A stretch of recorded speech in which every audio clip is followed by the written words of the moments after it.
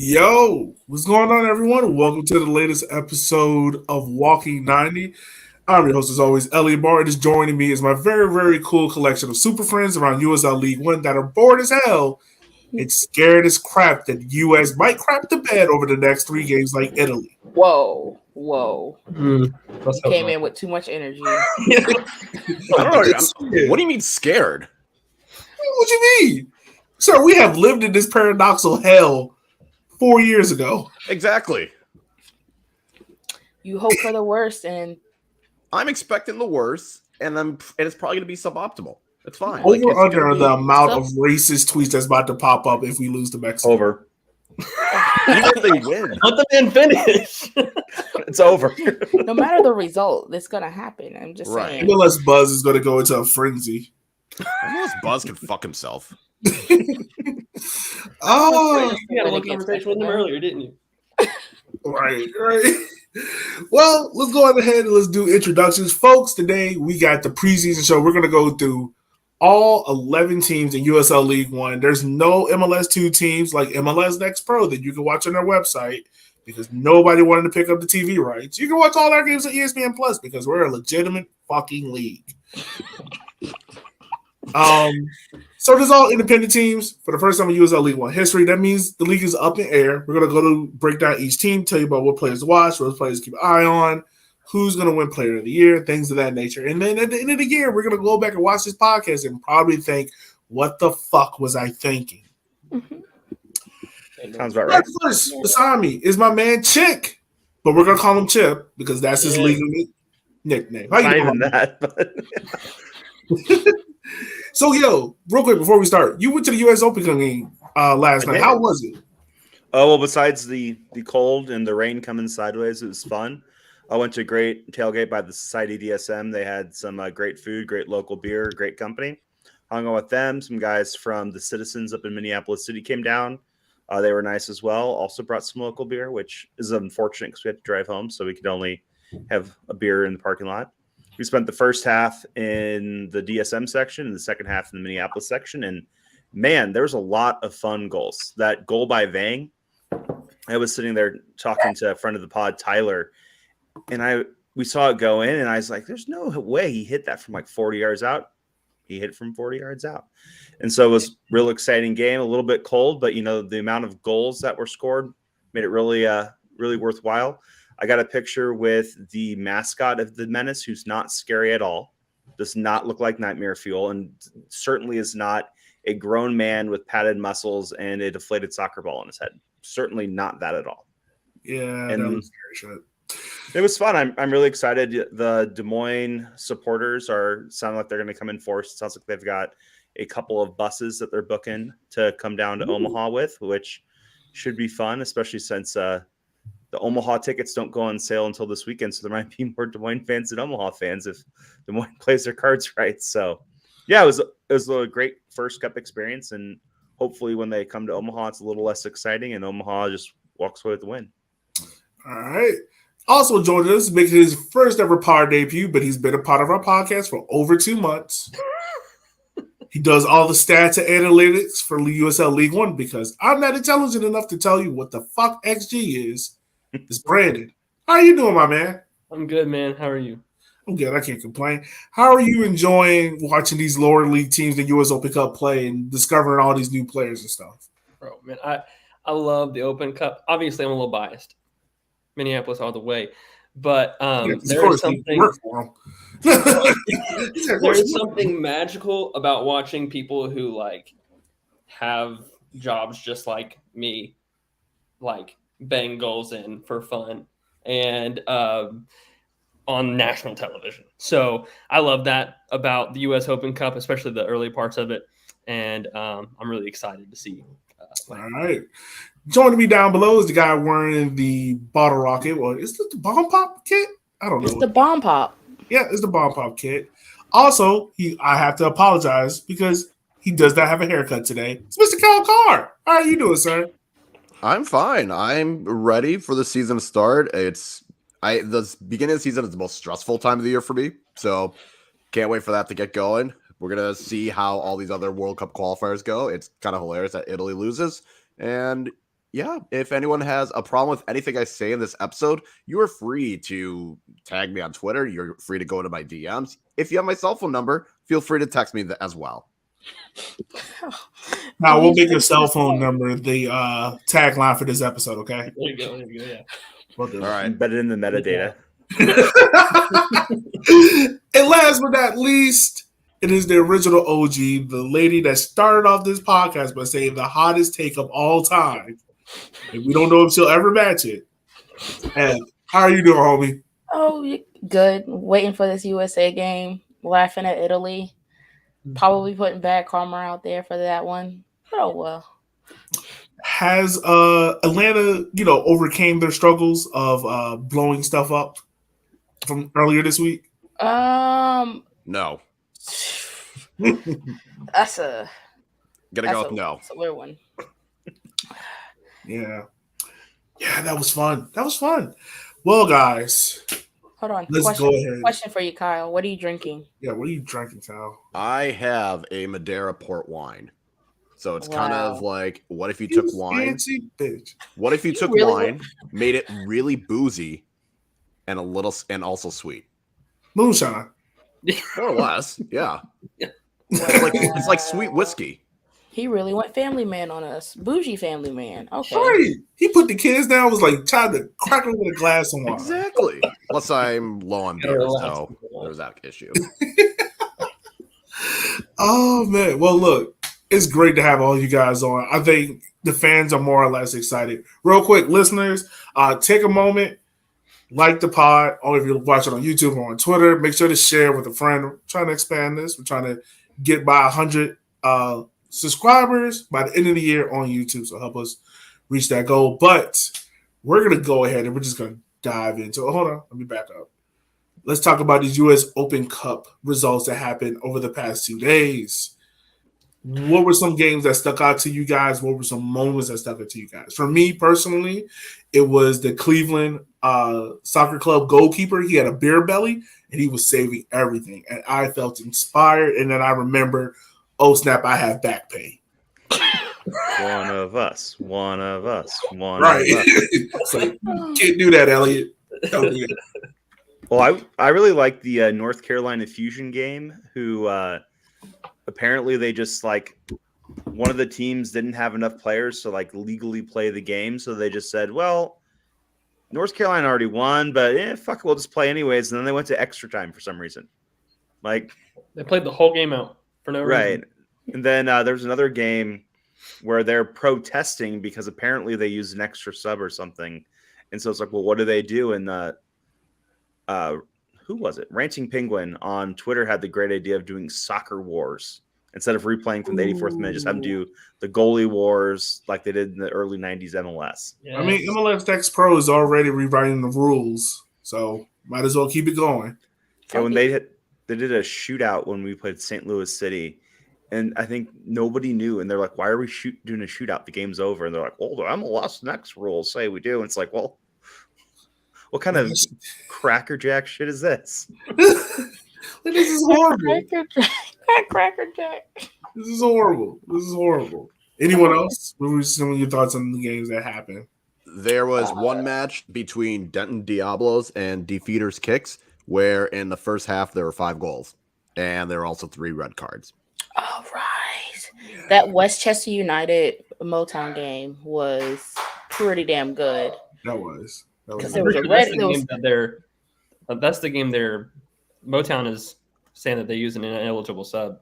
Yeah, that's the game I'm talking about. That was hilarious because he had a goal called off that shouldn't have been called off, and then literally they just like, fuck it, and they just started going in for tackles. Like they went after ankles. It was great. Also, let me ask you guys this question. When is Eric Ronaldo going to stop coaching and just be like, hey, I'm done? Because he's like every iteration, he is there in some capacity coaching some team that we have never heard of. Why stop? Why limit yourself? It's going to be like Futurama, where he's just going to be a head in the jar, on a little stool on the side of the field in the 2200, 2023 World or Open Cup. Some errant ball is just going to knock over his head in the jar, and he's just going to be rolling around on the ground or something. Oh God, this is going to be so bad. So someone said Timbers having 30% possession, but still winning 2-1. That's literally all Timber teams. Yeah, that's I see that makes sense. like yeah. that's. When have you ever seen their team not do that? I can't wait for them to get into these with all these stupid MLS Next Pro onomatopoeia teams and I don't know. It's like 16 syllables. I ain't got time to name all them. And get destroyed. It's going to be hilarious. It is going to be hilarious. Well, folks, we still got a whole nother round of US Open Cup games. My kickers are still waiting to figure out who we play. So it is what it is. But we're going to go ahead and break down our first team. Chip, since your team won USL League One last year, you know, we did. Yeah, you rubbed it in everyone's faces. Definitely counts. We're going to let you start off. So, real quick, I'm going to tell the listeners how this is going to go. Chip is going to let you know where the team finished last year, who are the key signings, the key departures, and a very specific prediction for this year. Not like a regular prediction, a very specific one. So later in the year, we can laugh at them. And I can laugh at myself because that's exactly. That's the point of this podcast. We don't take ourselves seriously. So as Yogi alluded to, Union Omaha were the champs. We are the regular season champs. We popped champagne against Yogi's beloved Richmond Kickers. It was scenes as they were doing body bowling with empty champagne bottles in the locker room. Great time had by all. Number 1 overall seed in the playoffs, beat Tucson 6-1. Greenville came to town, didn't do much. They complained about the sand on the pitch. They might as well just built sandcastles because they probably would have had a better chance of winning because they lost 3-0 at the end. So in the off season, obviously there's a lot of storylines. So we're going to go through some of the ones you might have missed if you're not an Omaha fan before we go on to some of the bigger storylines. So the first is there's rumors about a new downtown stadium.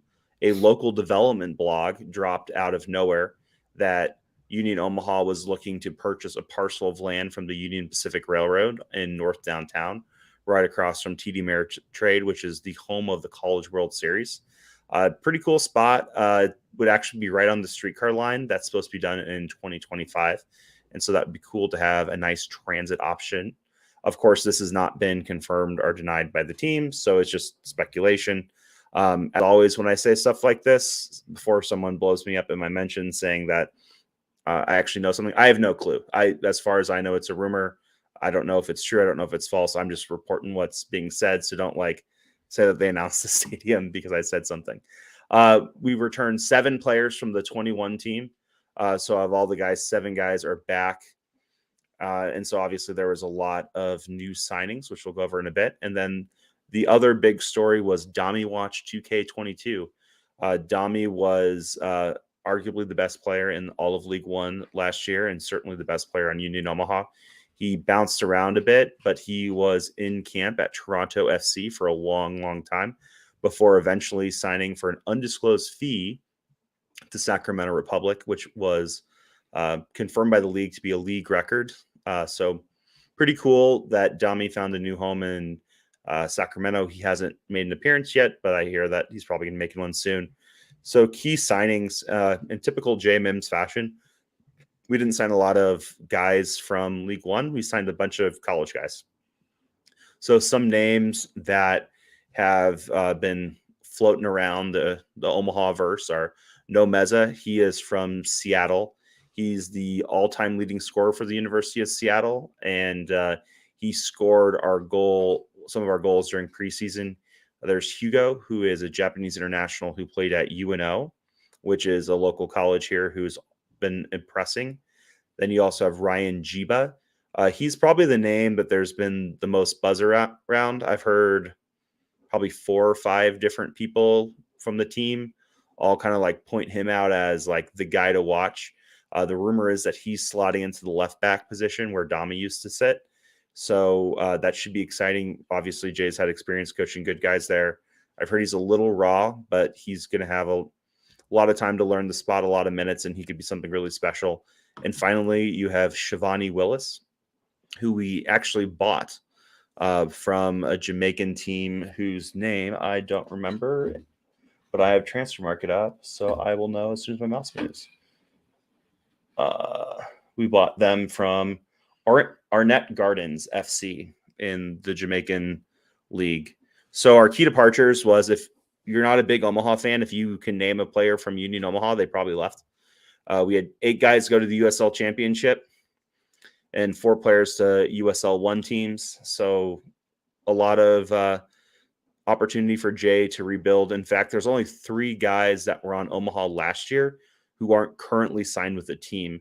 Those are Alal, who got in a little bit of legal problems, Elma, who got in a little bit of running his mouth problems, and then all-around good guy, Amir Alhojic, who hopefully we might see him back. Who knows? But I'd like to see him back. He's a great player.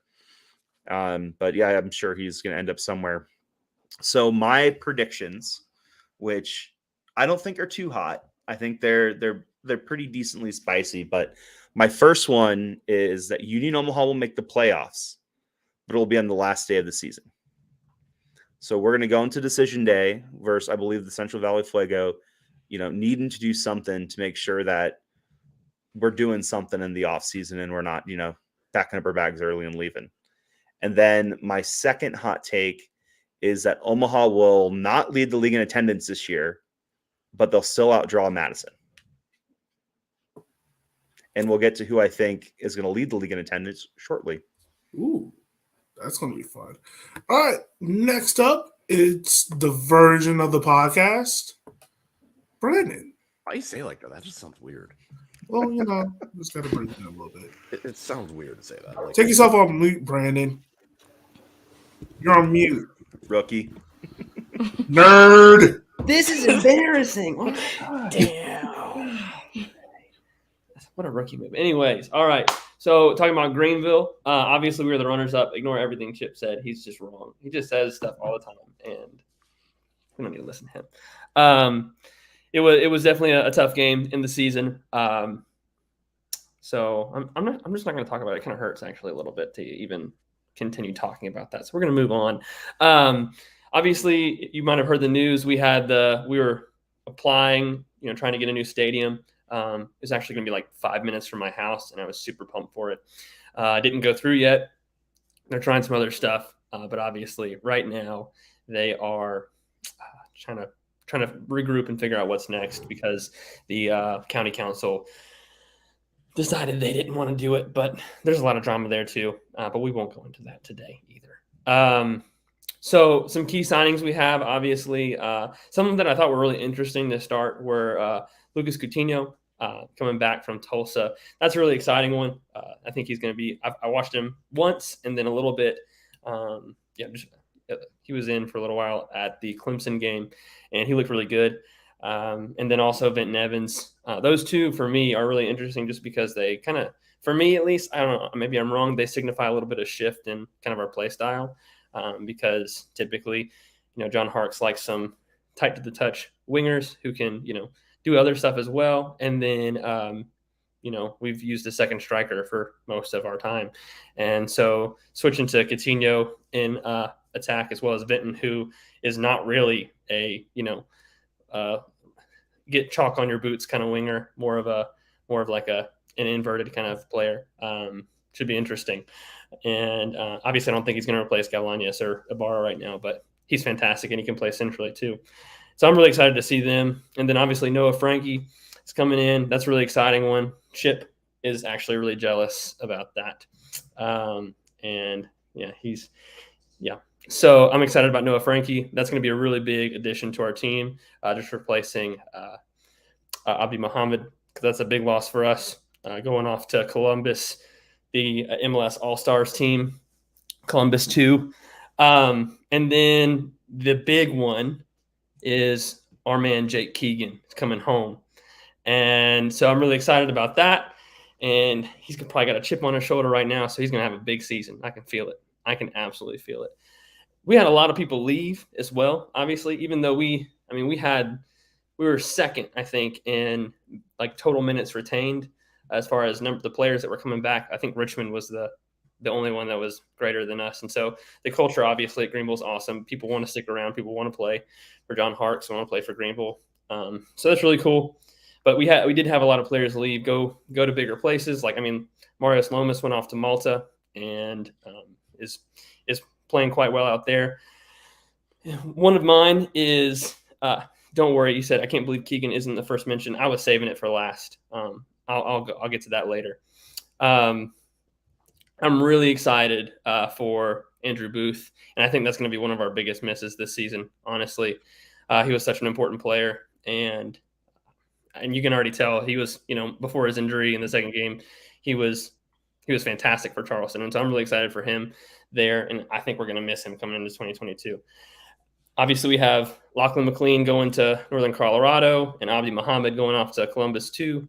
And then, we lost, Dallas J and Alex Morrell. We lost a lot of players, but the thing that was cool was, by the end of the season, a lot of players like Alanyas and Ibarra and Christensen all stepped up. And honestly, what would have, had this been last season, those would have been, some big losses. And it doesn't really feel like that as much this season because those guys really stepped up. And by the end of the season, it was, they felt like the key players. And so obviously a lot of these guys, we're going to miss them. They're fantastic players, but I think we've got a lot of good guys still there and a lot of good guys coming in. So my hot take, my specific prediction is that Jake Keegan is going to drop a hattie on Madison.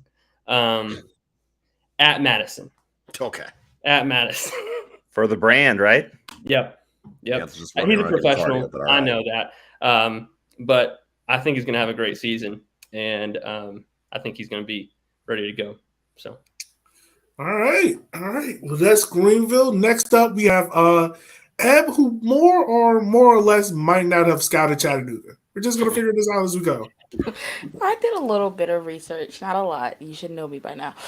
So Chatta last year finished third in the season, lost to Greenville 2-0 after extra time for the semifinals. They were a very good team. Left it late for a lot of the season. That was kind of their brand. I think that brand doesn't continue into this year, but that's going to be my hot take. We'll get into that for a second. So they bought in some really good young talent. Carlos Aviles, because they definitely, one of their key departures was the goalkeeper. One of their biggest acquisitions was goalkeeper. They bought in a lot of midfielders. Don't know why. They were pretty solid in that area, but who knows?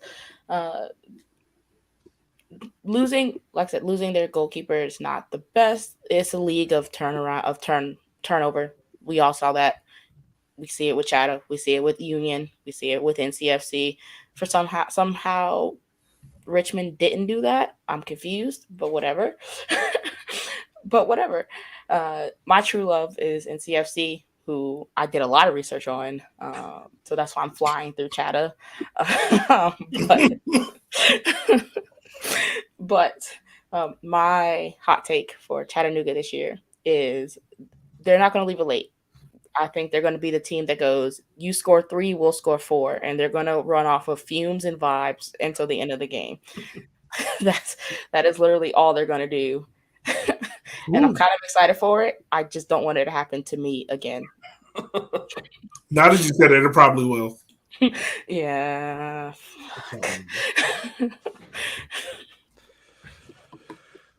That's something, I guess. I don't know. He's not wrong. Well, there's a reason why we brought everyone back. We'll get into that when I break them down. All right, next up, we have Mr. Mingo himself, Mr. Kyle Carr. But, wait, am I talking about Ford Madison first? No, Kyle, you got 2, so I just introduced you as Mr. Mingo. Okay, that's fine. I was just like, I'm not talking about Ford Madison yet, but let's talk about Tucson. Tucson finished 4th place. They got on a hot streak kind of in the late summer, early fall stage. They were at one point sitting outside the playoff picture, and on the last day, they got a win and some other help to jump up to 4th, where they won the first round playoff game against Richmond at home, and then they got thrashed by Union Omaha in the semifinal. Overall, not a bad season for them, considering They were on the outside looking in and then got there. So making the semifinals not bad, even if you did get the doors blown off of you to the eventual champs. They did make some pretty decent moves. So they brought in Jacob Kroll from Omaha. So they decided, you know what? We're sick of getting scored on by Omaha. So we're going to take one of their defenders. Maybe that'll help. And then they brought in Franco Perez on loan from Aldo Zivi. And he's kind of going to be that young attacker they're going to lean on because of some of their departures. He's definitely going to be a guy that's going to be central to their attack. He's going to be a guy that maybe could follow the Emiliano Terzaghi path where he kind of goes from this, not known place over in Argentina and then comes over into USL League One, takes over. He's definitely going to be the guy that they're going to rely on because they definitely lost some players, unfortunately. Noah Frank, as Brandon mentioned, he is over at Greenville. They lost Charlie Dennis, who went up to the Oakland Roots, and Shaq Adams, who went to Charleston.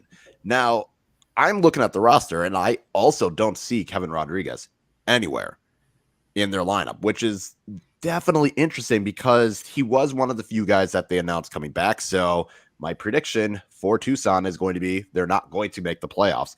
They're going to be on the outside. It's just that's way too much talent to lose. Obviously, yes, getting Kroll was good. That was a good move. That helps, but there's still too many questions on who's going to kind of be their midfield maestro with Charlie Dennis gone, who's going to score the goals. Derek Korf is still there, which is good, but I just don't know it's just going to be really tough to see how they replace the talent that they lost. And that's going to have them on the outside looking in. I think they'll still put up a fight. They still play a style of play that's going to annoy teams. They're going to sit back. They're going to counter living hell at IVU. They're going to be as direct as possible. So thankfully, they don't need a lot of technical skills. They just need dudes that have athletic ability. I just don't think it's going to be enough. And again, I'm not seeing Kevin Rodriguez. So if he's also gone or just not there, I don't know what's going on. Tucson, please fill us in when we see you next week. Check it out. Yeah, I'm going to go with Tucson is not going to make the playoffs. They're still going to have that style, but it's going to have them just on the outside. All right. And now it's my turn. All right. So, of course, y'all know I got Richmond. We finished 5th last year in the playoffs. Lost in the first round to FC Tucson on some straight BS. Still irritates me to this day. But this team has more or less brought back the main core of this team. There are some pieces here and there that were let go, but they brought back the main core. Ivan Magales, he retired this year, so Darren Sawatsky went out to his old team, FC Tucson. He brought in Dakota Barnathan. And we also went down the pipeline to the 757. We got in Mike Bentley to play as that second striker to replace Hernan Gonzalez. Some of the key departures in this team, when you look at it, really, it comes down to, like I said, Avon, he retired. Ian, he went to Tormenta. Outside of that, it really is not that many key departures you can really look at for this team. I think that really serves the Richmond's favor this year because the last 2 years, and really the last 3 years, you could say Richmond's had a real bad tendency of having a team get to the end of the year, cut everybody, and then you got to rebuild the roster. So Richmond's not having to do that this year. You can kind of see that within preseason. So my very specific prediction for Richmond this year is that Terzaghi will not win Golden Boot, but the goal difference that was end of the year of a -1 will be +5 by season's end. And Richmond will have 2 goal scorers in double digits. More likely it would be Terzaghi and Jonathan Bologna, so I'm betting my money on. All right. So I guess it goes back to me. And I have – what's up? No, I said, yeah, you're up next again. Yeah, probably so. All right. So I have my second favorite team in USL League One, the team that I've been rooting for the past 3 years because pretty much Marco Michelotto. By the way, has anyone heard from him yet? Like, are we sure he's okay? He is captain of Columbus too. No, but Italy lost. So... I think it's definitely like a shot chaser kind of situation. Right. And the shot's not like a fun shot. It's like Malort. Hey, you know what? They gave him the captain's band as a way to just distract him from the news. I'm sure he did here, though. But yeah, he got the captain's band, so good for him. Someone just make sure he's okay. I need to make sure he's alive. But he has not blown up Columbus. That man is sad drinking limoncello straight from the bottle. Right. All right. So this is my breakdown for Tormenta. They finished in 11th place last year. They went on a little bit of run, but it was nothing significant to get them in. Pretty much, they have scrapped this roster, rebuilt it to kind of fit how they want to now. I think the majority of that was just getting contracts, let them run out, bring in guys that fit how they want to play. Tormenta does a great job of with the youth academy, allowing those people to move on. I think Chip, correct me if I'm wrong, but Tormenta has probably made the most money in USL League One from transfers, right? They've at least made like the most transfer. I think it's been 4 guys that they've sold. Omaha's only sold 1. Yeah. And Omaha sold 1. Madison had 1 on a release clause.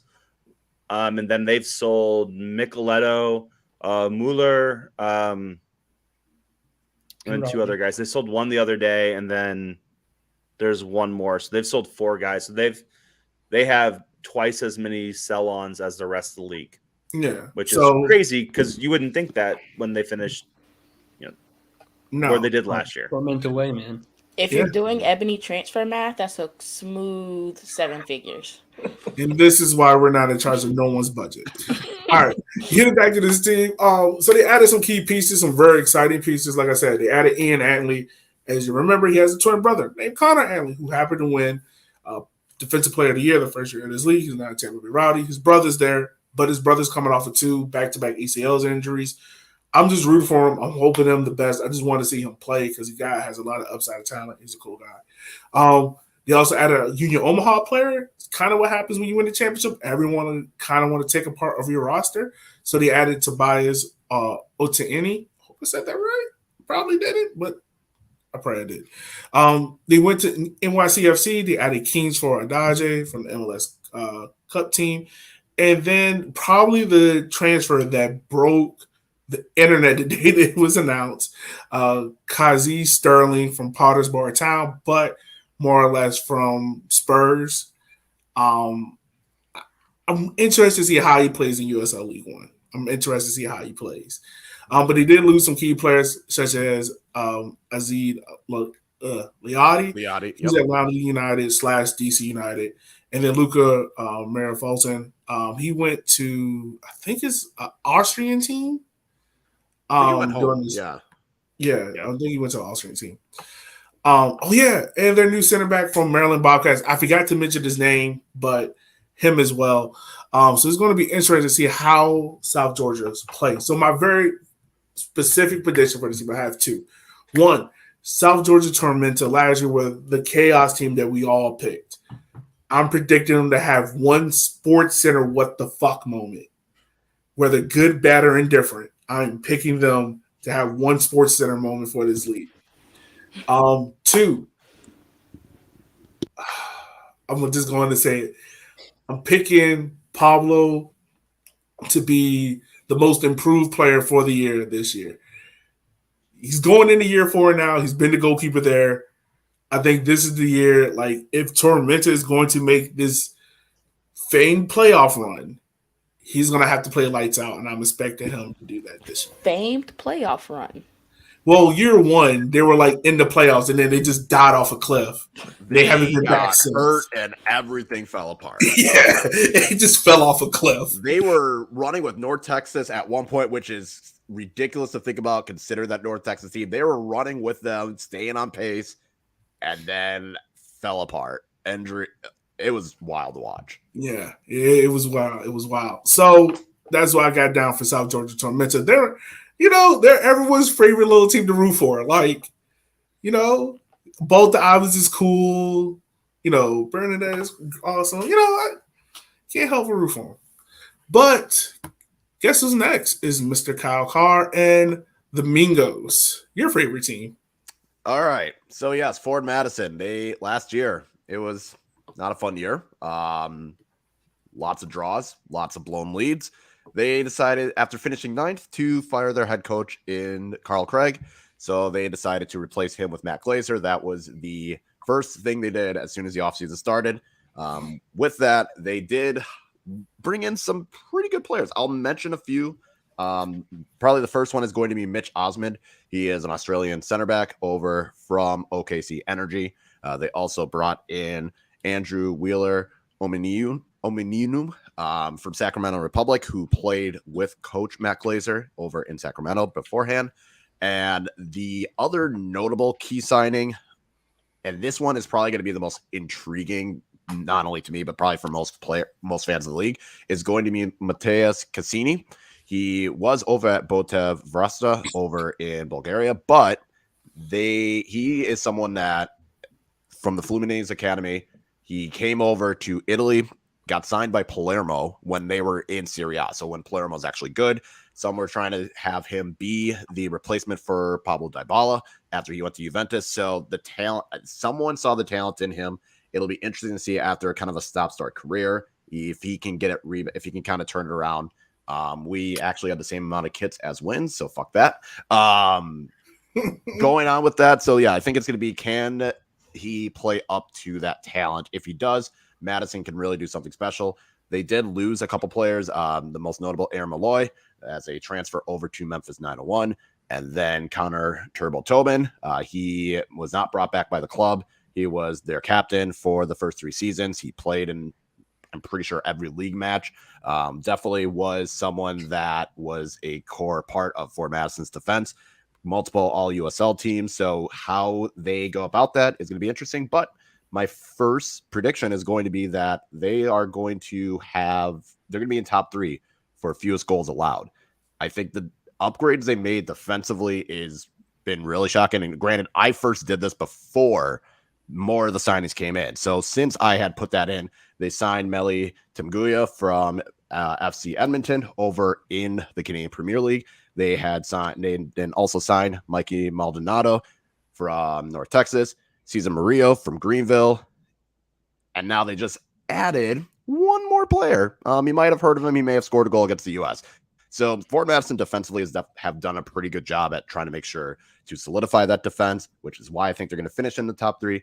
And they're also going to have fewer draws. I'm going to say less than 7, because last year they had a league high 12 draws and 5 of them were from winning positions. So I think between a better defense, I think they're not going to allow as many late goals. It should be very helpful for them. There are still some concerns over at left back, just because they only have one natural left back on the team. But if Matt Glazer is going with a potential 3 in the back system, that might not be as much of a pressing need. So that is what we got for Fort Madison. I truly do think this is going to be an improved team. I think having a coaching staff that is a legitimate coaching staff will help the matters, and a better defensive core than last year should help them. That is going to be why they're defensively going to be better, and that should get them in the playoff hunt. All right. Well, that's your Fort Madison preview. I just also want you to know, Chip said you guys have more fire coaches than playoff appearances. That'll change. Don't worry. Oh, my fault. Going 4-1 this year. My fault. Ev's up next. Ev, Hi. you have North Carolina FC, the team that was playing bad, but probably didn't eat breakfast before they played. You know what? We're going to leave my young guys alone. No, we're not, because that still irritates the shit out of me. All right, so North Carolina FC, where did they finish? Dead last. It couldn't get any lower than where they finished. They bought in a lot of veteran presence over the offseason, and a lot of youth players with different experiences, all from pretty much all over within the United States and in Europe / England. A lot of big names that have come in is Olax from Richmond. Skelton, he is a big center back, and he is vocal. I got to watch him when they played Richmond for their preseason game. He is a big boy, and he is loud, and he is going to make sure. The word is fuckhead. Yo, that man's going to make sure you hear him, which is great because we didn't really have that last year. Showcat from England, very, very good on the ball. I can't wait to see what he can do. Just just talent all over. We bought in a Pulisic. I don't know how I feel about that one yet, but We brought in the lesser one. Will, goalkeeper from Austin. He seemed to perform pretty well. Slept on that second goal from Richmond in their preseason game. Well, Nick slept on that first one for Richmond anyway, so pretty much the whole team did. But and then one of my favorite ones is going to be Gustavo from forward. He is very solid at back. I'm very excited to see what he can do in our system. Yeah, we had a lot of players leave. Not too broken up about the ones that left. JT left. He was a good talent. There was so much more potential that could have been there, and it just didn't happen. It was who else? We lost Charmaine. All right, Alex, yes. And the guy from Toronto coming in, the one that scored the bicycle kick on us. That was no fun. But it's nice to see him come in. It's another attacking threat. We lost Robbie Christo suddenly to indoor league because I guess full field was too much for him. I don't know. A third of the field means he doesn't have to run far. Okay, maybe he can finally just stand there and just put the ball right on his head and he'll score for you. Yeah, so a lot of new and different kids coming in. We also have academy guys coming in. That's kind of our shtick thing. It wasn't really a loss. I offered to help him pack if he needed to. So Christo wasn't that guy for us. We thought he was going to be, but we bought back the Nelsons. They're really good. They were here the first round. He's working on his dribbling. He's working on staying onside. We hear that's a thing that the coaching staff has been talking with him about. We definitely got to talk to John not too long ago, and just the way that they've built this roster from nothing to a potential playoff team is staggering. I'm kind of excited for it. So my predictions for this year is they will be a playoff team. And I believe I was talking with Yogi about this, and they're going to host. They're going to be one of those top teams, honestly. And they will have probably the worst attendance in the league just because they share an owner, and it's just decisions by the front office. It's going to make it feel bad. So people are not going to show. But they're going to be probably the most fun team that has grown exponentially over this entire league, and they're going to make some amazing runs. And they're winning the Smother Cover Cup. Just saying. Oh yeah, we got to talk about that. That should be fun. Some bold predictions there. Hey, they are bold. Yeah, they are. All right. So with that being all said and done, we have the man covering the team in the Rocky Mountains, the newest team. Brandon, you got Northern Colorado. How are you feeling? I'm good. I've been there once, so I pretty much am an expert. I went to Colorado one time last year, so I know everything about it. Obviously, it didn't exist last year, and there's a lot of exciting stuff. There's been a lot of interviews with their head coach about just how excited they are, the purpose, the intent they have with signings as far as getting high quality players who want to, perform. He said at a championship level, and they've kind of backed that up with signings like Urban Para and Danny Robles, and the whole basically half of Tacoma Defiance came to Northern Colorado. So that's exciting. That'll be good for just kind of fitting in and getting ready. You got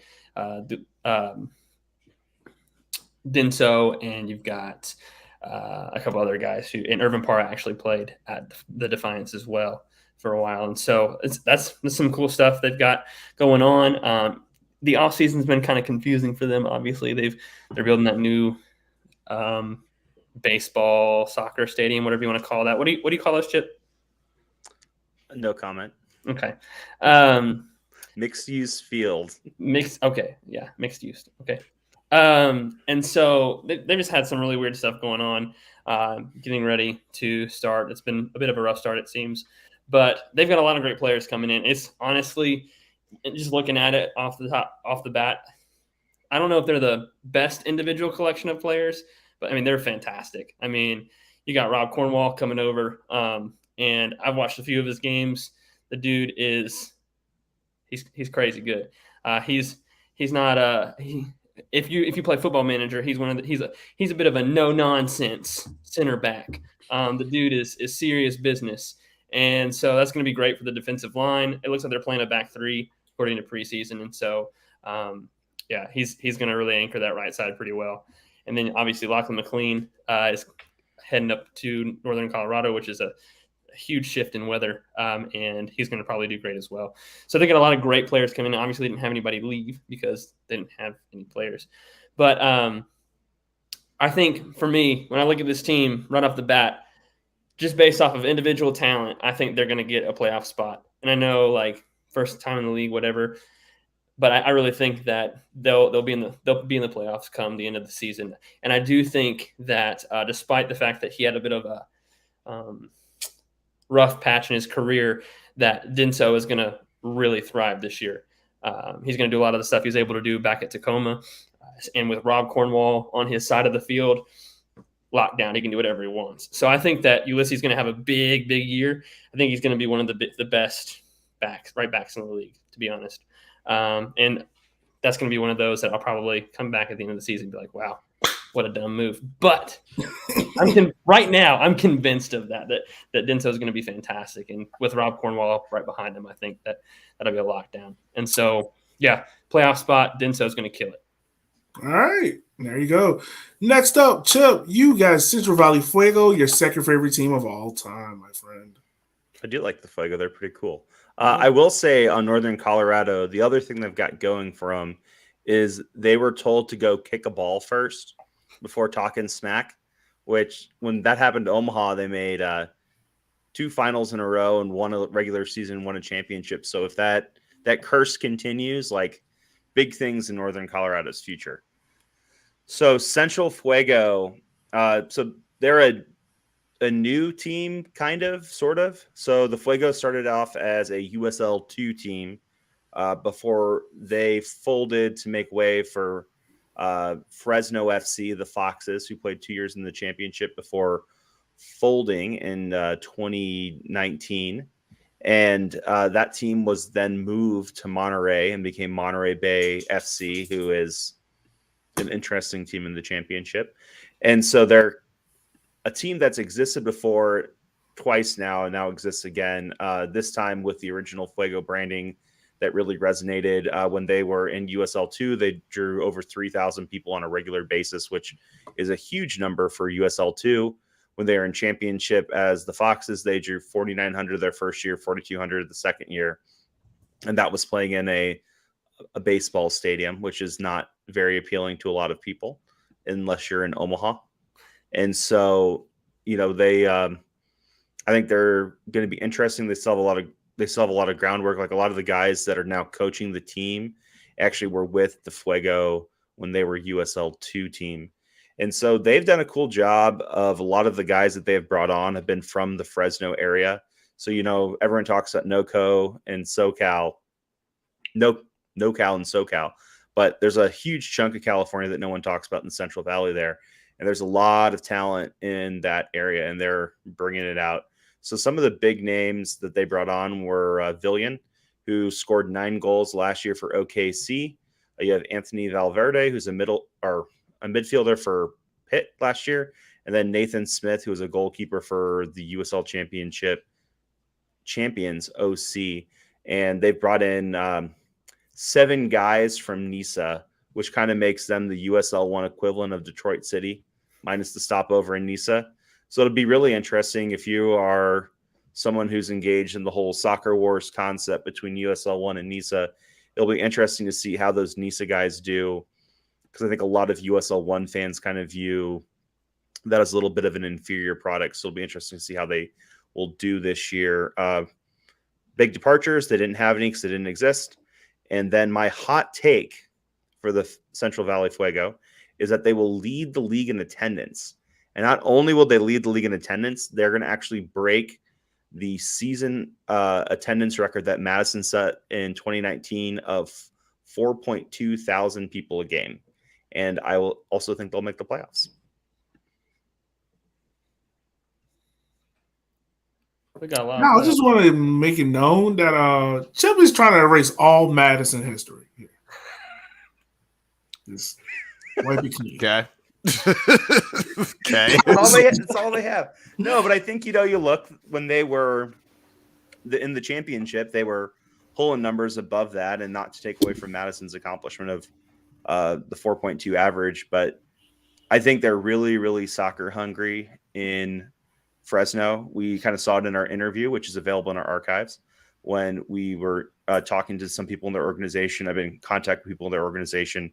It seems like there's a lot of interest in Fresno for soccer, and I think that they're going to have a ton of people go to those games. Like, we even heard that they're building temporary stands because the stadium's not big enough, which is just absolutely nuts to me. And I don't know if they'll go over 5K attendance, but they're going to be pretty damn high, I think. And that's a pretty cool story, especially for a team that has gone through so much. And, most of us haven't lost our team once. They've lost their team twice now. And this is their third go at it. And so it's, for them to keep coming back and back and back, it's crazy. Yeah. In a good way. Yeah, And I mean, as long as the team performs, like, the branding is out there, and as long as they're not sabotaging themselves in terms of like marketing and everything else, I expect them to have a good turnout. So, like I said, as long as ownership in the front office don't fuck it up, because that's what that's the only thing I can see causing that problem is ownership fucking it up, where they create a situation where it makes it hard to cheer for the team. And I think that's the big thing. Is I know that we've joked in this podcast that they're kind of the anti-Madison because they don't post anything online. Like, all of a sudden they'll be like, oh yeah, by the way, here's our jerseys. And they're just like on a guy, and you're like, is that the jersey? And they're like, oh yeah, that's the home jersey this year. And you're like, well, you're not going to like release that or like do a little video. They're like, no, it's just, here's a guy in a jersey. There you go. There's your home kit for this year. It's on sale. And so I think, hopefully they're doing a lot in the Fresno market itself. That's kind of what some of the front office people have been saying, is that they're doing a lot of groundwork in the community. And, they've already been successful there before. So it's a lot of just getting the same people back and engaged again, which hopefully they do, because that'd be really cool. I mean, the more clubs that are successful in the attendance field, the more it probably is going to encourage other clubs to join USL 1, because they can see, wow, we can be successful as a new club on the field and as well as at the box office. And that's kind of what ultimately is going to make the league sustainable, is people coming in to games and watching and supporting the team. Yeah, most definitely. All right. To round up our team previews, this is the one everyone's been waiting for. The team that no one knows exists, the team that has a racist owner, is the team that she didn't want, but we gave it to her because it's the way IFL. Petty, because we needed the pettiness. Yeah, that's also you wanted to see me go. You just wanted to see me. You know what we're gonna do for this? You know what we're gonna do? Solo. I fucking hate you guys. So first of all, let me point out that he wrote fucking Charlotte FC on this document instead of Charlotte Independence. Just throwing that out there. Also, it says dead last in League 2 for the prediction. They're gonna drop a league before the end of the season. Just here for the schedule. All right, so Charlotte Independence. They finished second in the Atlantic and USL Championship. Moved down after their most successful year in existence. Owner's a piece of shit. No authentic SG. FO made is kind of how they do things in Charlotte, so makes sense. Who have they signed? Vibes. Not even that. January 6th enthusiasts. I don't know. Like they don't have anybody signed. Literally, transfer market has 8 players. We start the season in a week. Like, I don't know. I don't get it. Hey, maybe they're about to do a contest and Everybody that's in the stands, all 6 of them can come on the field and play. That's what they got. Key departures, paid players, money, hopes, wins. Dignity. Dignity, yeah, that's a good one. Ooh, I didn't think of that one. Gotta make sure I write that one on the board. Just fun. Good players. Any players. Tell us how you really feel. I mean, come on now. They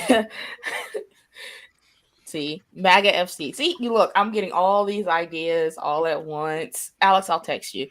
Like I'm just ready. You know where they're gonna finish? Dead last in League 2. They're not even playing in League 1 by 4 games in.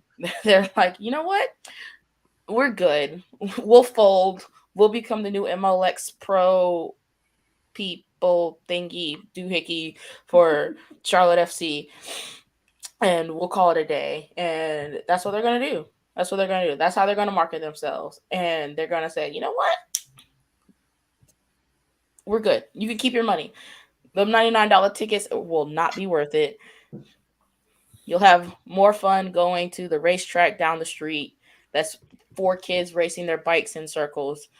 Just like, don't even do it. Don't even do it. I can just say I can feel all the pettiness from you. Hey.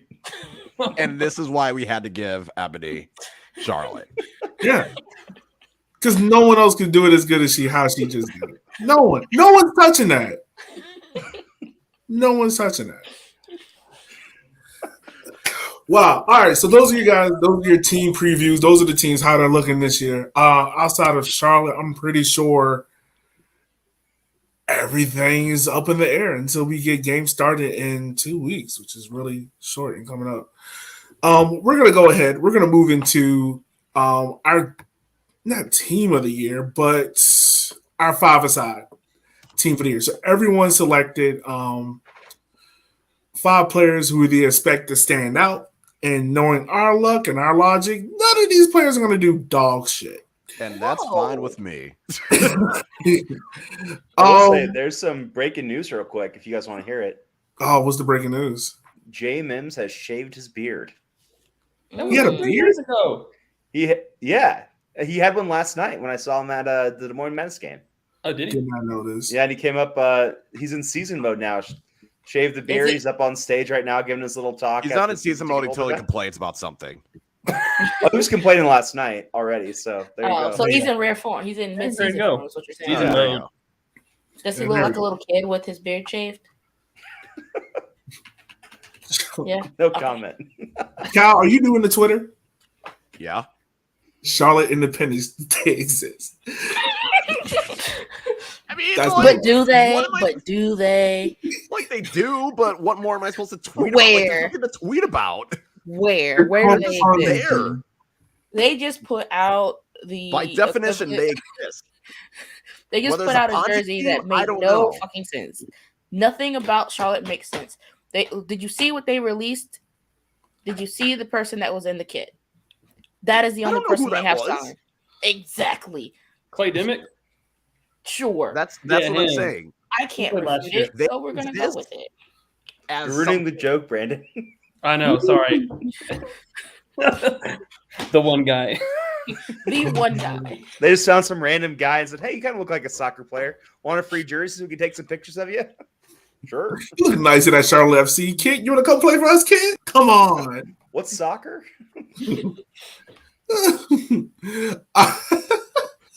All right, we want to move on to our 5-a-side team.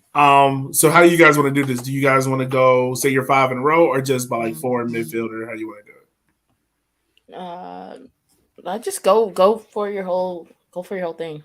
All right. So this is who I got as my 5-a-side team this year. I got Grant McCaughlin from NCFC as my forward. EVD from Norco as my midfielder. Defender, I got Dakota from Richmond. Other defender, I got Nathan Smith from Central Valley Fuego. And then the goalkeeper, I got Pablo Yara from South Georgia Tormenta. That is my 5. Who you guys got? Chip, I think you're next. I am. So when I was putting this together, I was thinking about indoor soccer, which if you have not watched indoor soccer yet, go do it and go do it live. It's the closest I will ever get into my life to freebasing cocaine, and it is quite enjoyable. It is just vibes. Indoor, not freebasing cocaine. Don't do that. Anyways, up top, I got Para. I think has been discussed multiple times. Para is going to be really good. He had 11 or 12 goals last year as kind of the second striker for Charlotte, who obviously they couldn't retain, even though being in the same league as he plays in now, whatever. Next, I have JP Scares, who I forgot to mention in my Omaha roundup. JP is kind of a 6 for Omaha. He came in as an attacking mid, kind of plays more of a 6 now. He can play all over that midfield, which would be great, and kind of an indoor setup like this. And he's also one of like the highest returning players in League One by GAR percentage, which is crazy to think about because you gotta explain that. Yeah, you gotta. What the fuck is GAR? GAR. It's one of me and Brandon's nerd numbers. Okay, that's what one is. You gotta explain it. So it's goals above replacement. So essentially, there's a bunch of stuff that goes into a giant soup, and then it pops out a number that's essentially saying like 50%. A player with a GAR of 50% is essentially like a replacement player. So if you think about it like plus minus in basketball, 50% is a player with a plus minus of 0. And so if you have I think he's like JP's like 96% in GAR. So he's really fucking good. Like he is, pretty much any team with a GAR like that, pretty much any team would, if you use that as your only determinant, would take him as a player. And so it's an absolute steal that we got him back. He's by GAR better than a lot of players that we lost to championship teams. And I think that he's really going to shine this year. He didn't score a lot of goals. And I think that without advanced stats, most people have a bias towards players that score goals as opposed to players who contribute in other ways.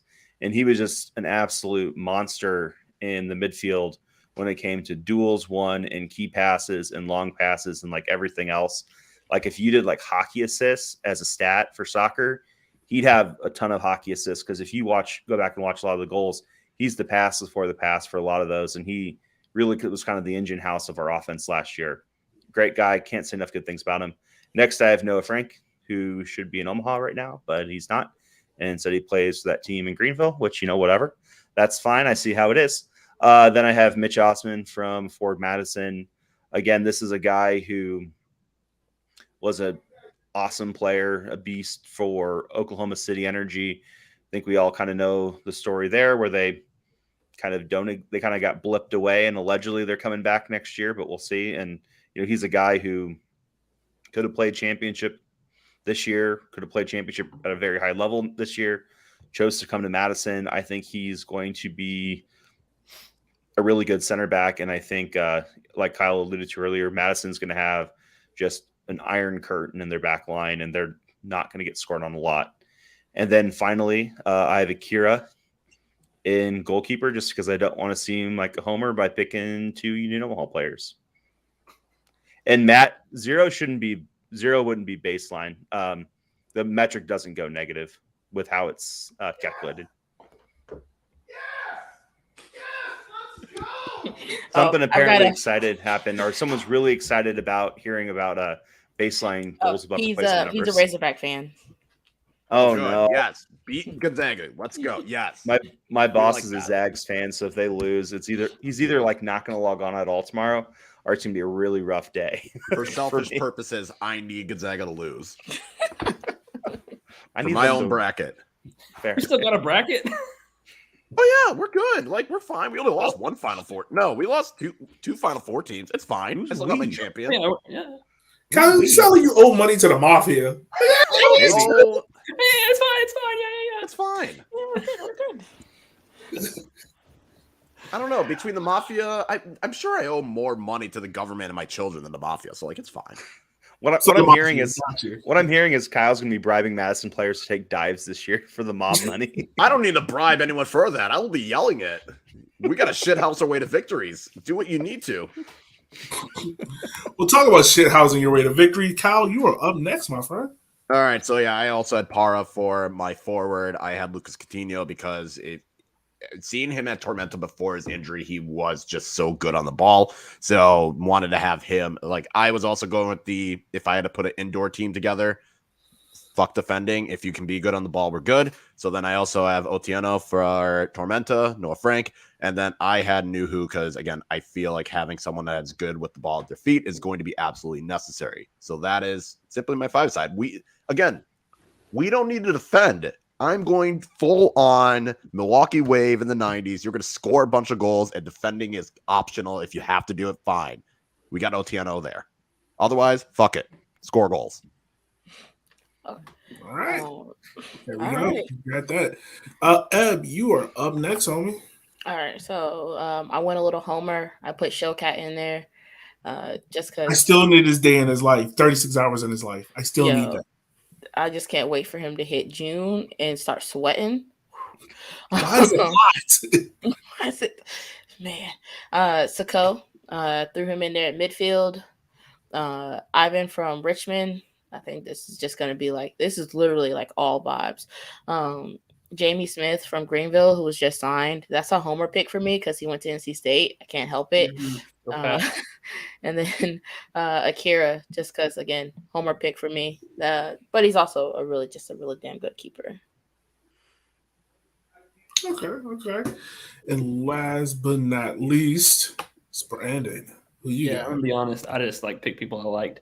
That's fine. Kidding. So I picked Galindrez up top, and obviously, and then I picked Kingsford Ajay because first of all he's so good on the ball, and he led the team, if not the conference, in shots for a couple of years, and so that dude, he'd be scary in a 5-a-side. Put JP Sears in there just because he's all action.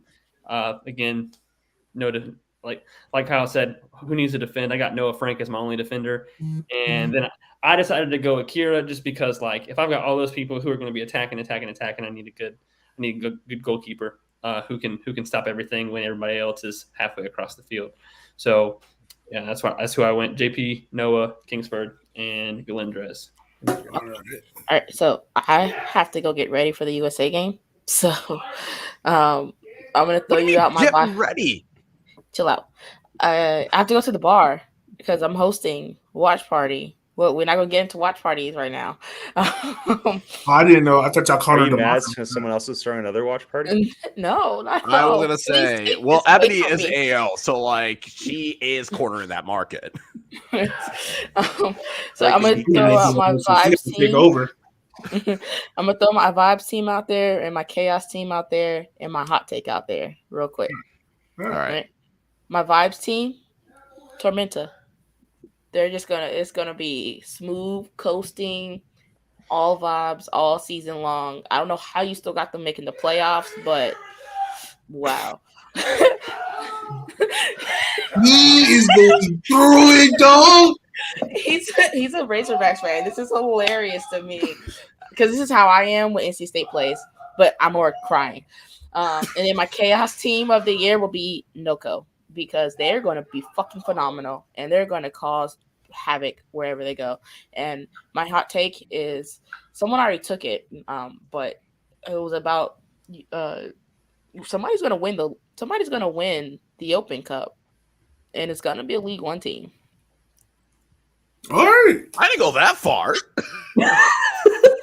You did say, oh, no. It was erased. Oh, yeah, that's why I didn't put it down. But yeah, we're winning the Open Cup. All right. Yeah. That's going to be fun. All right, have fun hosting. Don't corner the market too much. No gatekeeping. Don't tweet it then. Just don't put it on Twitter. Can I watch it at my house? Is that okay? You know what? I want you to have a beer while at your house watching this game. From me to you. There you go. All right. Well, that's Eb. She's out. We're going to finish this on up, guys. Let's start off with newcomer of the year. I have Kazez Sterling. He's my newcomer of the year. I can't wait to see him play. Who you guys got? I got Mateus Cassini. Like I said, if he can play up to that talent that had a top team in Italy, at least a team in the top tier of Italy, want to spend a bunch of money on, the talent's got to be there. I'm thinking they're going to try to make sure they can get the most out of him. So I have him. All right. I've got Ryan Jiba. I kind of talked to him about him a bit in the preview for Union Omaha. Everyone in Omaha is really, really excited about him. And the last player that they were this excited about was a guy by the name of Evan Conway. So I think he's going to come through, and he's going to be a great player for Union Omaha on that left wing and kind of take over where Dami left off and hopefully propel Omaha to the playoffs and maybe even a home game in the playoffs. All right. Who you got, Brandon? I mean, I went back and forth on this. I had Noe Meza up until like yesterday, and from Omaha, and I think that's going to be Chip already talked about him. He's going to be fantastic. But I put Drew Connor today. I just was feeling it today. I feel like that's a big signing for Madison, and yeah. All right, Drew Connor. All right, so that's going to be your newcomer of the year. Golden Boot, I put EVD. Don't ask me why. I just got a feeling like he's going to be the scoring force for this team. Kind of replicate that form for Union Omaha back in year one. Kind of year two kind of just faded away, but I expect him to hop back into it. Who do you guys have? A lot of injuries for EVD, and he's apparently come back from them. So I think he's going to, if he can stay healthy, I think he's going to come back with a vengeance, especially with all the other weapons they have around him up there in northern Colorado. I have Galindres over in Chattanooga just because I think he's going to be Chattanooga's main offensive threat.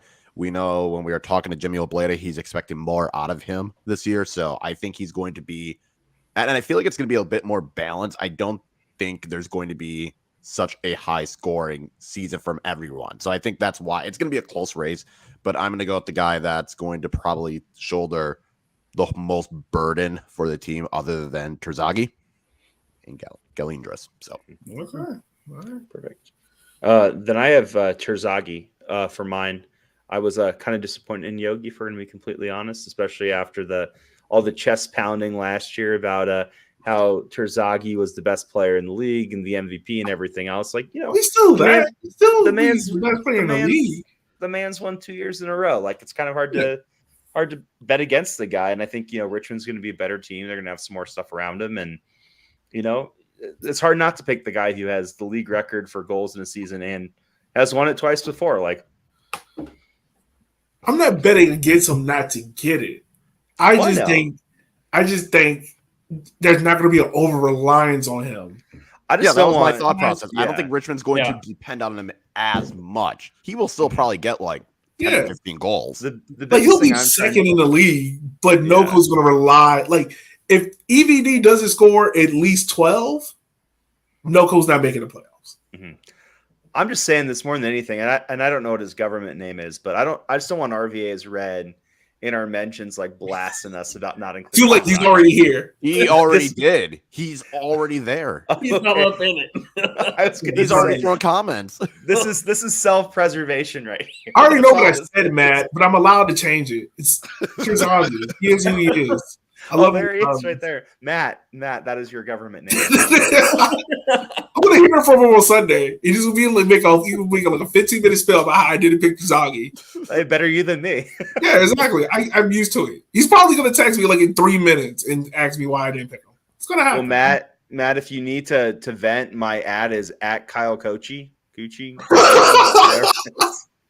Yeah, that's my Twitter handle. So again, if you have a problem with it, come at me. All right. Oh, boy. All right. Assist leader of the year. I went with Neil Vignos. I'm expecting him to have a better year, too. He kind of showed that with Tormenta when he was getting more comfortable year, too. I'm expecting that. Who do you guys have as the assist leader for this year? I have William Biev over in Fuego. I think he is kind of the guy where Fuego style play is going to suit him pretty well. They're going to play him more of an up-tempo kind of thing. I think he's going to put in a lot of killer balls for his teammates. As long as they score them, I think he's going to rack up a lot of assists. It was a pretty simple pick for me. All right. Chip, Brandon, who you guys got as the assist leaders for this year? I've got Gavilanes. I mean, that dude came in. He only played 1,300 minutes, and he racked up 36 key passes in 1,300 minutes. And, the leader in that was Ricky Ruiz, who played, 2,800 minutes. So, and he was less than 20 more key passes for the year. So, less than half the minutes and just about was on track to beat pretty much everyone in the league as far as putting balls into the box. And so I think Avalanis is going to do it again, and he's got all the tools to do it. So, Yeah, all right. And then I took a huge cop out with my answer because I frankly have no clue. So I picked Don Smart. He has the highest returning expected assists in the league. I can see that. I think Greenville is going to, I think they're going to do what Greenville does, and that's going to be they're going to lock it up on D, score some goals, and Don's going to be the guy to help him out there. If I wanted to be a bit of a homer pick, I might pick JP though, just because I think Omaha's offense this year is going to be fuck it. Let's just put 100 shots on goal and hopefully something sticks. So I think you're just going to have guys kind of like luck into some goals just because they're going to have to just barrage the goal, I think. Because I think, especially without a lot of returning defenders, they only return Dalton Knutson and Rashid Nuhu from that back line last year.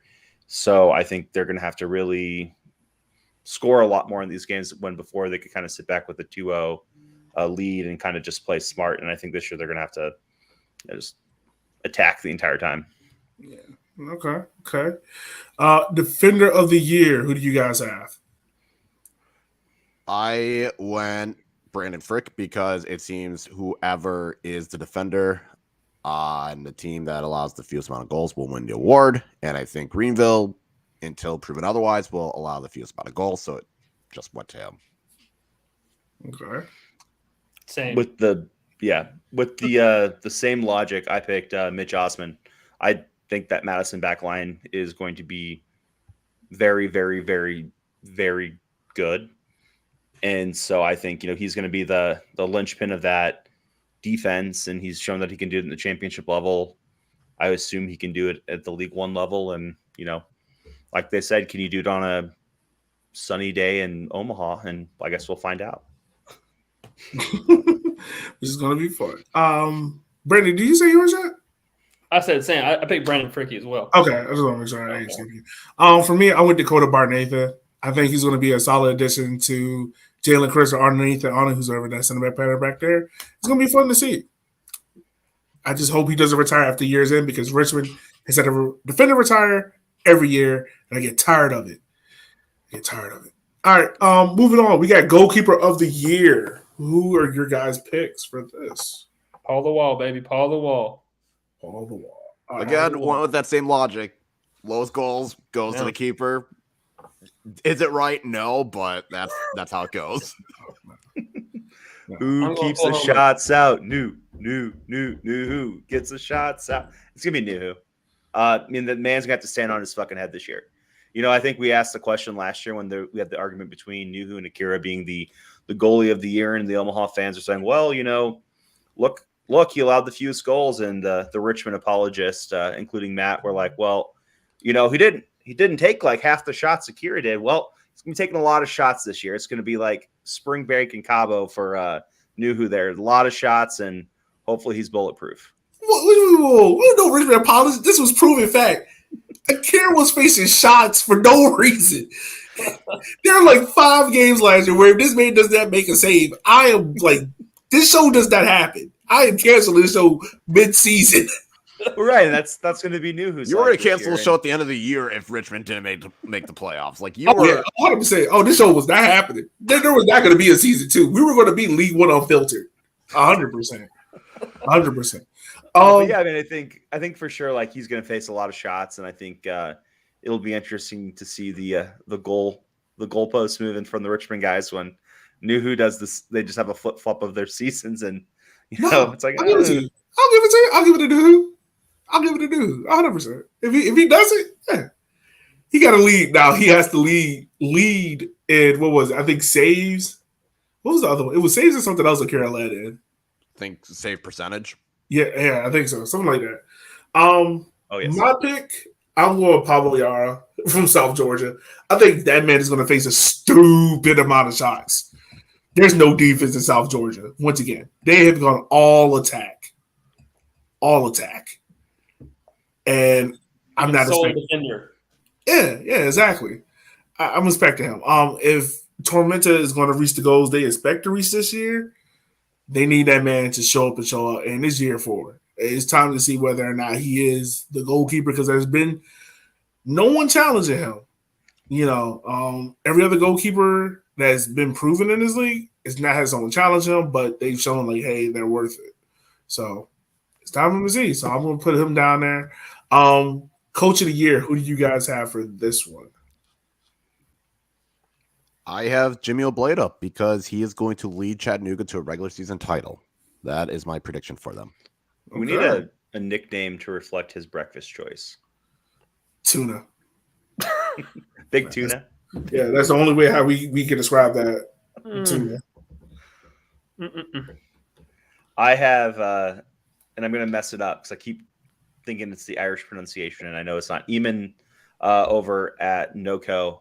I think, you went and you took an expansion team, you brought in a bunch of players, you got them to gel, and I think they're going to do really, really well. I think, like, if Harks gets first or second again, who cares? He's done it 4 years in a row now. Like, that's what he's supposed to do. Like, that's not really worthy of it. If Jay does the same thing again, you lost a lot of guys, but you've done it before. I think with the new team, Eamon should be the guy who gets it if he is able to deliver on the lofty expectations a lot of us outside of Northern Colorado put on Northern Colorado this year. And I think if he finishes second or even third, I think he deserves it, unless you have something like Madison getting first place or something. He should win it. Yeah, I mean, I agree with both the Chattanooga and the former Chattanooga guy. I just put John Harks because, again, no-brainer. I feel like when he leaves this league finally to go take the Atlanta United job, that they're going to name the Coach of the Year trophy after him. I am still holding on to this. That man is taking the Atlanta United job. That job is his. We all know this. So we can say it because there's no Omaha fans on here right now. But man, how bad is Omaha Twitter going to be if they call it the John Harks Award? They're going to be pissed. I mean, a lot of caps from a lot of all caps tweets. I can see it already. I'm picturing it, and it's beautiful. It's going to be pissed. That's going to be a glorious day on League One Twitter, which is the best Twitter because it's hilarious. It's cool, like that U.S. men's national team guy said. Who cares what some guy in Nebraska thinks? It's like, someone's been reading League One Twitter. There's a lot of guys in Nebraska with opinions. Right. Some of them valid. I went with Ian Cameron. I'm expecting South Georgia to have a comeback year, and I think I'm not expecting South Georgia to be at the top of the league table, nothing like that. But I think if they get into the playoffs, I think he's worthy of getting Coach of the Year. I think that's a worthy nomination. Dark Horse MVP. This is the player that we're thinking is not going to win MVP, but he's going to be everyone's favorite by the end of the year. I personally went with Jonathan Bolognese. He's a left winger / left forward for the Richmond Kickers. I'm expecting him to have a huge year. As Matt, my co-host on River City 93, already kind of pointed out, I said Chisark is not going to lead the team in scoring because I'm expecting him to. I'm expecting him to have, I'm not going to say double-digit year, but I'm expecting him to be very close to it, like to be in the top 7 in assists and goals. Like I'm expecting him to have a big year this year. Who do you guys have? I like how we basically all went Homer picks. Yeah, exactly. That's how it's going to be this time of the year. All right, I went Cassini because let's look at it this way. Aaron Malloy was a finalist, and he didn't get the numbers compared to the other two. Boy, that post was hilarious. All I'm saying is if Aaron Malloy made it as a finalist, and he had very good advanced metric numbers, he didn't have the goals and assists as some of the other in the midfield. Because I'm thinking this kind of goes with if Cassini hits his talent, this is going to be a guy that's going to be very up there in assists, very up there in goals. He's going to have a very high combined goal and assist number. If Madison plays better this year than they did last year, he could be someone that they're going to look and be like, oh, yeah, okay, sure. We'll throw him in there. So that is why I have Cassini. I'm really excited to see what this guy does. If he can play to that talent, he's going to take this league by storm. And if Madison plays much better, at the very least becomes a playoff team, he might get some votes. All right. What you guys got? I have some random dude from Omaha who ends up scoring 12 goals. Because there's somebody on that team that's going to score, and everyone in Omaha is going to say that they're the MVP, which makes them the dark horse MVP. I mean, that's logic right there. Yeah, That's how it goes.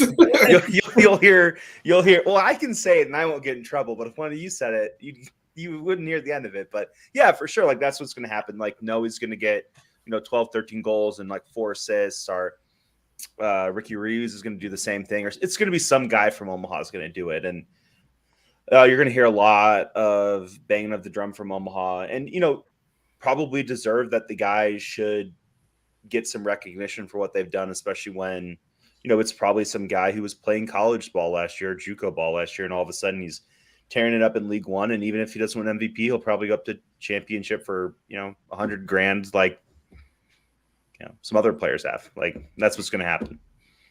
And then we'll feel justified saying that he was the dark horse MVP because he got sold on for a shit ton of money. That's how it works. Yeah.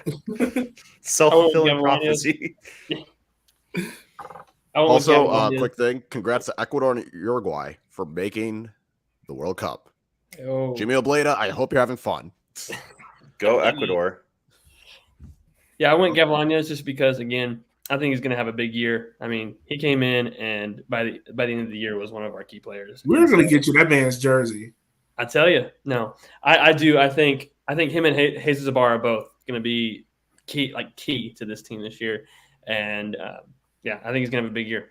All right. So we got that. Now we're going to move on to who we think is actually going to win MVP. I don't think this is a controversial pick at all because I think without his success, I don't think they're going to be very good. I want EVD. I think, and this is the way how I look at MVP, the same way how I looked at it with Tazargi. I think if you remove this player from the team, they are significantly worse. I think EVD is a key component to this team. Granted, I've never seen them play, but I'm just going off of past experience, things like that. I think if you remove him from the team, I think NOCO they're pretty much Charlotte, just one spot above. So yeah, I think he's going to be that important to this team. Who do you guys? The best part about EVD for MVP is the Ben Turner, friend of the podcast, can reuse his EVD for MVP shirt, which is still for sale on his web store, and it'll be hilarious when he gets a cease and desist from Northern Colorado when they sell the same thing. Probably so. I have Para. I think, while he may not win the Golden Boot, they have a murderer's row up top there in Northern Colorado, and if they live up to the expectations we put on them, they're going to score a lot of goals. Para's going to be involved in a lot of them. If it's from an assist or from a scoring standpoint, I could see him having like a 15 goal, 7 assist season and being on the first, second, or third place team and having lines like that. I think it'd be pretty hard to say no, that he's not the MVP. And I mean, I think it speaks volumes that we have 2 different guys from NOCO that we think are MVP candidates. It says a lot for the job that they've done there with a first year team. Like Omaha wasn't having 2 MVP picks in the first year, but here we are with 2 guys from Northern Colorado so far in the MVP race. Yeah, it's something. I mean, it's going to be an interesting team to watch. I mean, Dave. Yeah. They kind of pulled it. Definitely got the firepower up top. I'll get to why I have them as my chaos team, but I have Juan Galindres. I think normally to win MVP, you either need to be the Golden Boot or the best player on the best team, and I think he's going to do both. So pretty straightforward for that. All right. Yeah, I picked Para as well. I mean, like ditto. NOCO's going to be fantastic if they can gel, if they can get everybody together. And, I mean, for crying out loud, if I read it right, they had Marky Hernandez playing as like a wing-back midfielder, wide midfielder, 3-5-2. So, like, they're just going to be ridiculously offensive. It's an embarrassment of riches. Yeah, so I just have somebody from NOCO is going to do something crazy. Yeah, it's going to be that. All right. I was the only one not to pick someone from NOCO, which is shocking. Because this team is going to be hella offensive. I know, but that's for me. It's kind of like the same as NBA. If you have two guys that are really, really good, they're going to take votes from each other. Yeah, that's true. That's true. Yeah. That's true. All right. Vibes team of the year, guys. This is the team that's going to be the easiest watch for casual fans. Like I got Harry out of San Antonio. Who are you guys picking for this? Tormenta until further proven otherwise. Okay. Same. Tormenta. I'm going Tucson. I don't know how with Tucson though. Bro, I'm with Fuego. They're the latest. I can see Fuego. Like Fuego, They're understand. the I don't latest know. team. Explain Tucson to me. score goals, concede goals. I mean, we're talking this team that scored the most goals in the league last season, tied with Omaha, and in the regular season, I think obviously Omaha ended up. Yeah, none of that matters. We're talking about a 10:30 kickoff with tacos and tequila probably in the stands. I'm telling you, I'm gonna watch it. Yeah, And I think, So are all of us I because we're seriously, safe. I really think that their style of play is fun offensively, and the fact that it's just like basically a basketball game half the time, scoring and conceding. Right. That's easy to watch. Like this is going to be bloodshot eye football. Like Not for part of the country though. Only for us. yeah, it's bloodshot eye country. And then last but not last, we have the chaos team of the year, the team that's going to be all over the place. I went with Chattanooga. I know you guys are kind of rated kind of high. I have them more middle of the pack, just because of how they were last year, man. And it's going to be interesting to see if they can replicate that form of scoring late goals to either draw or win games, or if not. What you guys got is your chaos team of the year. Well, I mean, we all have. Well, no, Chip had Omaha, but I have NoCo because I have a couple reasons. You fired your president right after hiring them. A little bit chaotic. B, is the stadium going to be done in time? This baseball, basically your Little League sports complex, is it going to be done in time? I don't know. They're going to play a lot of games on the road. You don't know what they're going to be on the road. That's B. C, they have a lot of attacking firepower. They also have one good defender, like Cornwall, really, really good. Everyone else, I'm not sure. Who's their goalie? I don't know. They're going to play the ultimate 13-14 Liverpool, where it's going to be 4-3, 5-4, 4-2. They're going to score a lot of goals. They're going to allow a lot of goals. So that is why it's going to be chaotic. I don't know what to expect from this team. They have the talent to do really, really well. But are they going to be able to put it all together in time? Are they going to be able to do it consistently on the road? I don't know. That's why I'm throwing them as my chaos, just because I don't know what the fuck to expect out of this team besides a lot of goals. It's going to be interesting. Yeah. It's going to be interesting. And we're saying all of this and watch to see it be Charlotte. We should have put Charlotte. Damn it. Yeah, we should have. Is it really going to be all over the place when they're going to get their ass beat every week? But it's going to be hilarious. That's vibes. That's not chaos. That's just good times. That's right. They're the feel good team, but not for the reason they are going to be OCB. You're going to enjoy playing them, and when you lose, you're going to have to like put a paper bag over your head and not show up for the next week. Yeah, Omaha's going to play them, and I'm just not going to lose. I'm just not going to show up. I'm just be like, sorry guys, I've got a hair appointment. Sorry, can't make it. Right, like that's the thing. Like if you lose to Charlotte, you're gonna, unless it's a blatant like cheating by the refs, you're gonna have to not show up. Yeah, pretty much. But I picked Omaha, which is a bit divergent from some of you guys. And so kind of my explanation for that is I kind of talked about it earlier. Omaha lost a lot of the defensive spine it had. It lost a lot of the offensive spine it had. So it's kind of like, well, where are you going to go? Like at least Madison, I think we can safely say like Madison has a good defense this year. I think we can say NoCo has a good offense this year. I mean, just looking at it on paper, what does Omaha have? And it's like, well, I don't know. And so I think that's going to be the thing where, you know, if Omaha goes down early 2-0, all of a sudden they're going to have to pour on the gas. If Omaha, you know, gets a little bit lazy on defense and then lets a couple slip in, they're going to have to score late. And I think it's just going to be something where, unlike last year where Omaha would kind of get up and coast, you're going to see it where you might have like a no lead is safe kind of situation, which is not going to be great for my blood pressure. Welcome to stress, Chip. Welcome to stress. All right. Didn't have any of that last year, so No, not man. looking forward to this year. Didn't. Last pick to ride us out before we all go watch USA and Mexico and drink our sorrow. I already done it with Jamaica. They disappoint me every year. I just want Honduras to score a goddamn goal. That would make things less stressful. What is your guys' hot take overall for the year? What do you guys have? So I'll go first. I have a good one. I'm really proud of this one. I've told a couple people this because I thought it was so good. I just wanted to get it out so that if they sit on their podcast, I could call them a plagiarizing bastard.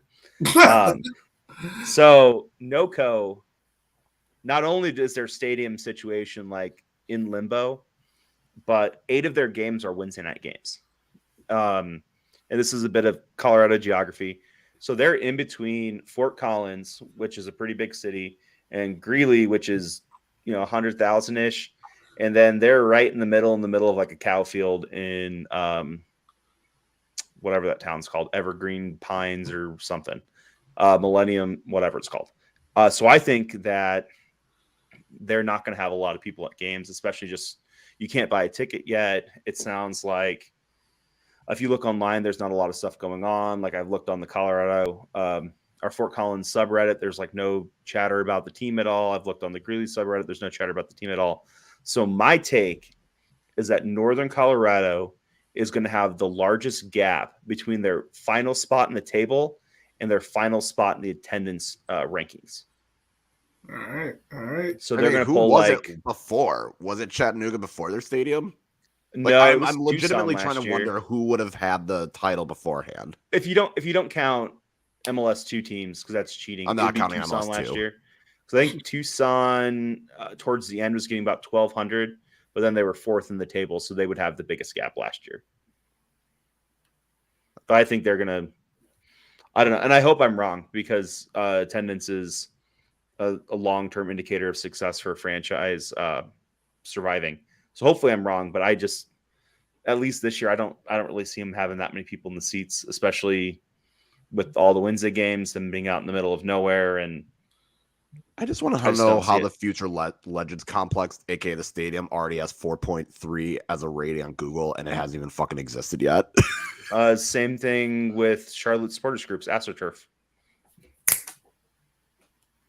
Yep. Like someone said, like there's a review that says easy to find, open seating area, playground, clean restrooms. How are there clean restrooms? How do you have clean restrooms? Well, it's like Chattanooga. They just nature take. doesn't count as a clean restroom. I mean, says you. I mean, maybe it's like Chattanooga where they just take the restrooms away on the back of a truck after every game. But that the thing is, there's nothing there. We can't say there's a clean restroom when there's nothing there. How are we gonna? All right, we're Google. You need to do some better work here. I'm sure. Again, it's just an AstroTurf review, or they have like 2 fields it's definitely down bots. so far. Or, It's 100% bots. all the Russian bots are banned right now. So Oh, you fair, can still yeah. use Bulgarian bots. Like Fair, you fair, can use fair. Chinese bots. You can use American bots. You can use Jan 6. Omaha bots. MLS Buzz. All right, Brandon, you're next.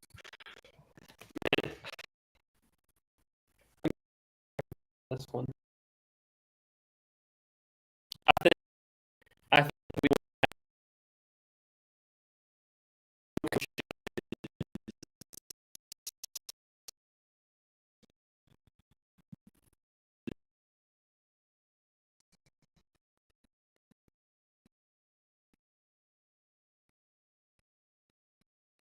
Play no defense the first 15. After that, all right, bet we gonna play this game now.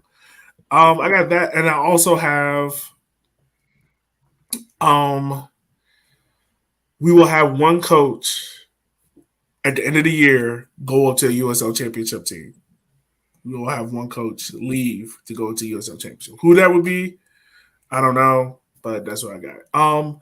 Guys, USA Mexico is about to start, and I'm pretty sure our viewers who we want to say thank you for taking the time to watch us are very excited to watch this game. So real quick, let's wrap this up. Any last thoughts before we end this?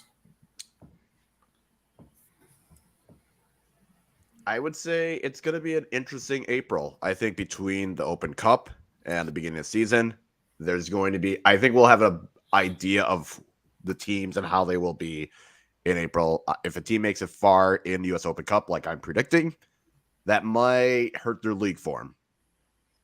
Okay. Anything else, my guys, before we wrap up? I know you guys are excited to watch. I would say, again, we all spend way too much time online talking about supporting our League One teams and how much we love League One soccer. So this April, share your love with League One with one of your friends who doesn't go to games. Buy him a fucking ticket, take him to a game, show him a good time, let him know what's up. Let's grow this league. One person by one person. If we all invite one person, it's like a bear. Be the Bernie Madoff of your community with soccer tickets. Just buy one and pass it on, and ask them to pass it on too.